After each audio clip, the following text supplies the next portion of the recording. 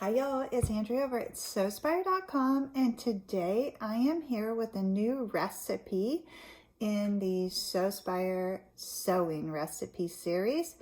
If you remember, that's something that we kicked off at the beginning of the year, and with these sewing recipes we work on one small facet of the project each week, and then at the end of that series of recipes we have a fairly complex project. So I have found the need for a new backpack with everything that's going on. When you go out to grocery shop, the last thing you want to do is set your bag in the cart. So I think a backpack style bag, a very basic bag that has just room enough for the things that one might take to the grocery store is in order. And I want it to be a very simple design that is lightweight and comfortable. So I don't want to put a lot of hardware into this design, but I am going to incorporate features such as a zipper pocket and a zipper top closure and smaller handles to reposition the bag. So there'll be features that are very useful. So I don't want to imply that it's a simple project. I just want it to be very lightweight and functional, highly functional, okay? So today we're gonna work on crafting these straps, which will be fixed straps. They will not be adjustable and they will not be removable. So my straps are going to measure 23 inches long by 6 inches wide. If you are new to Sewspire, I have one method that I use to craft straps, and I cut those and then I press them in half, and then I open that up and bring those outer edges inward to meet on that center press line. And then I insert a 3-inch strip of quilt batting in the middle of that strap to offer the strap stability and padding so it is a comfortable strap. Then I fold that over one more time, and for this backpack strap I'm going to stitch down that open edge and then the opposite edge. I'm not going to add a second row of stitching on this, but I will come down the center with a third row of stitching for accent. Okay, so I'm just gonna reposition the camera and sew the strap, which mine I cut from home decor fabric. So I just did a full 6-inch cut, which is approximately 6 by 46 inches long, and then I'm going to cut that in half equal. But again, you should measure the distance from your shoulder to where you would like the bag to fall. The nice thing is if you go with a little additional length on the strap, you can adjust that as we position it on the bag, okay?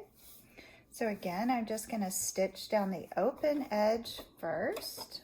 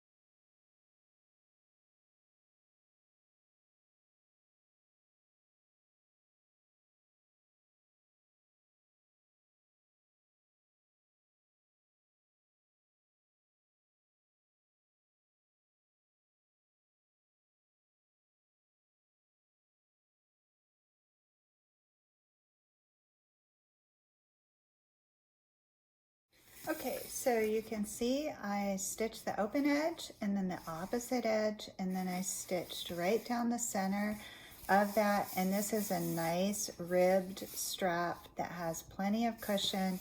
It'll be quite comfy for a trip to the grocery store. So now I need to cut that strap in half. If you sewed 2 individual straps, then you are all set and you do not need to cut those. And I have my straps. Now I want to cut out 2 pieces of material that are 5 by 13 and fold those in the same way that I fold the strap, but you do not need any batting. These are going to become the trim piece that holds the strap in place. So you're going to have 2 trim pieces and 2 straps, and then you're going to have a front and a rear body panel for the bag. These body panels are 13 inches wide by 16 inches tall. So if you have a directional print, that would span the 13 inches for a horizontal orientation. And I have 2 of those. We're only going to work with one of the body panels today.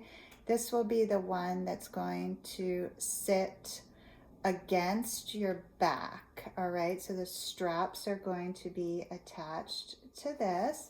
And so you're going to take one of your trim pieces, and I don't know if I mentioned it, but these panels are also backed with quilt batting because that will add some more comfort to the style. So then you're going to take your trim piece, and with that open edge facing up, you're going to position that on this body panel, and it's going to be approximately 3 inches from the top. So I have that right here, and the open edge is facing up, and it's 3 inches from the top. And then you're going to take one of your straps and tuck that in to the top of that trim piece, and it's going to be approximately 2 inches from the side. So once I get this pinned in place, I will hold up this panel for you so that you can see how this looks. You're going to repeat that same process for the other strap. So you're just inserting it 2 inches from the side. Actually, that is 2.5 inches from the side. So the trim piece is positioned 3 inches from the top, and then the strap is tucked in 2.5 inches from the trim, and that will make more sense to you in just 1 second. So here is the trim going across there, and the strap is coming out of the top. And so then those straps kind of pop out, and you can see it much better like that. So now we need to secure them along the base of the bag.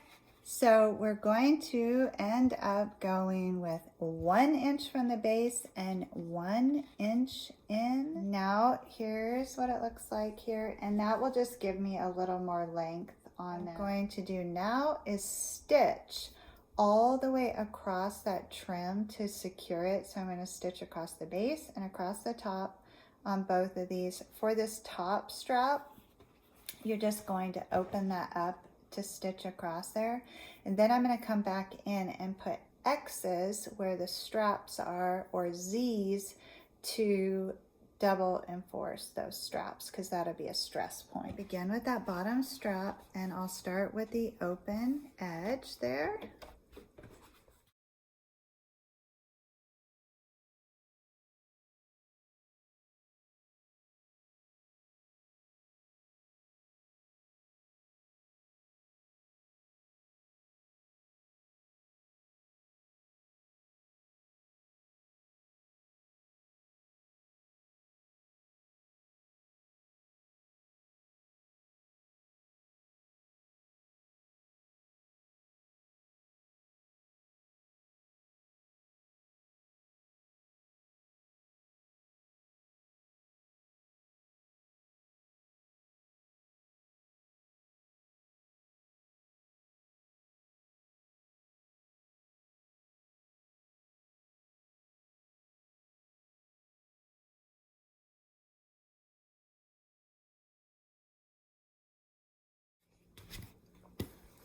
And then across the top, I'm going to begin with where the straps are, but I'm going to need to feed that strap under that sewing machine foot so that I can clear everything.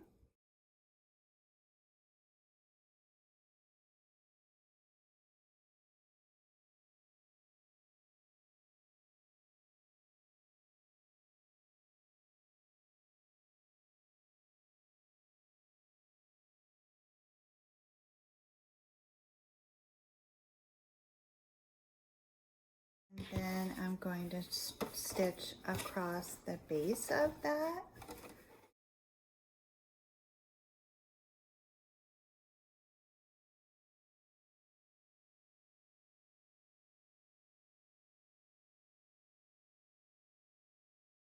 And then I'm going to come in and put that X at the strap to reinforce it.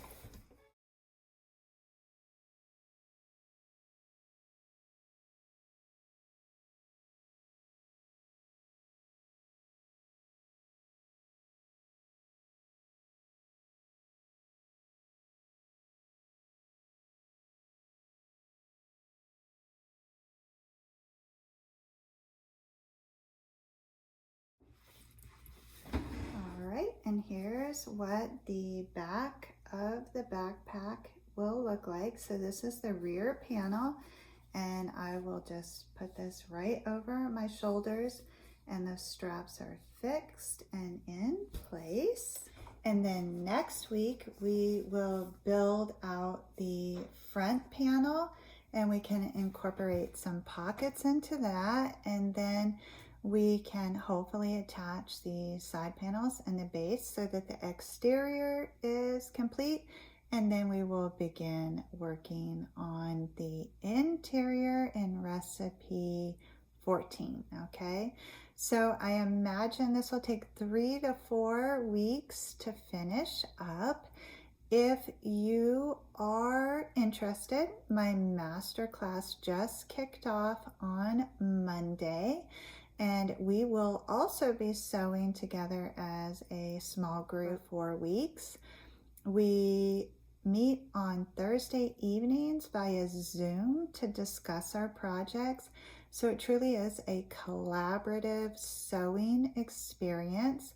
If you are interested in participating, there are some seats available for $10. And I provide the instructional content and the inspiration, and then together as a group, there's a whole independent synergy formed, and we always leave with more knowledge and inspiration than we arrived with. So that is a unique opportunity happening now. Just head on over to patreon.com/Sewspire to sign up, and I hope to see you on Thursday. If not, I will see you on Friday for Behind the Seams with Andrea, and then again next week to continue this backpack project. I hope you are all doing well and you have everything you need. I have started a new tradition here, kind of in silent protest of COVID-19, and I'm only going to wear tie-dye shirts until I can roam the planet freely. So you can look forward to seeing my tie-dye collection every time we convene. All right, please do let me know in the comments how you're doing and if you're excited to make a backpack with me. And until we meet again, as always, the creative genius in me will be celebrating the creative genius in you. Have a wonderful week, everyone.